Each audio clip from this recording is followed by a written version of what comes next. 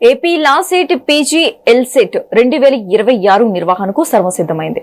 తిరుపతి పద్మావతి మహిళా విశ్వవిద్యాలయం ఆధ్వర్యంలో మే 4న రాష్ట్ర వ్యాప్తంగా ఈ పరీక్షలు జరగనున్నాయి. మొత్తం 30,020 మంది అభ్యర్థులు ఈసారి పరీక్షకు హాజరు కానున్నారు. పరీక్షా కేంద్రాల్లోకి ఒక్క నిమిషం ఆలస్యమైనా అనుమతించేది లేదని అధికారులు స్పష్టం చేశారు. అభ్యర్థులు హాల్ టికెట్ తో పాటు గుర్తింపు కార్డును తప్పనిసరిగా వెంట తెచ్చుకోవాలని సూచించారు. 2 సెక్షన్లో జరుగుతున్న ఈ ఆన్లైన్ పరీక్షల కోసం 13 జిల్లాలో 100 కేంద్రాలను ఏర్పాటు చేశారు. పోల్చి చూస్తే ఈసారి దాదాపు 3,000 అప్లికేషన్స్ అధికంగా నేను రిసీవ్ చేసుకోవడం జరిగింది. పోయిన సంవత్సరం 27,253 మంది అయితే ఈసారి 30,020 మంది. So nearly 3,000 increase in number of applications. ఈసారి మనము 3-year 5-year లా కనుక చూస్తే అధిక శాతం 3-year లాకి అప్లై చేయడం జరిగింది. 22,285 3-year లా ప్రోగ్రామ్, 5-year 5,500. తర్వాత లా PG law set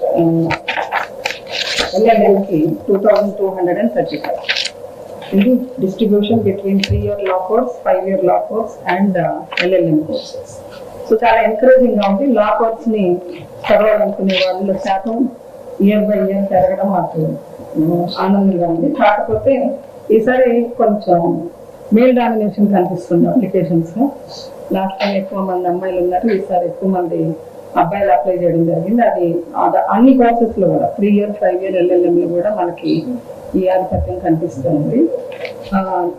last year exam తర్వాత మనం ఈసారి అప్లికేషన్స్ కాల్ చేసిన తర్వాత మనకి క్యాండిడేట్స్ నుంచి వచ్చిన ఫీడ్బ్యాక్ ఏంటంటే సెంటర్స్ చాలా దూరంగా పడుతున్నాయి, కొన్నిసార్లు వేరే ఊరు వాళ్ళకి, ఇంకొక అంటే విజయనగరం వాళ్ళకి, చిత్తూరు అలా కూడా పడడం జరిగింది. అది మేము అనలైజ్ చేసి చూసాము. ఎందుకు అని అన్నప్పుడు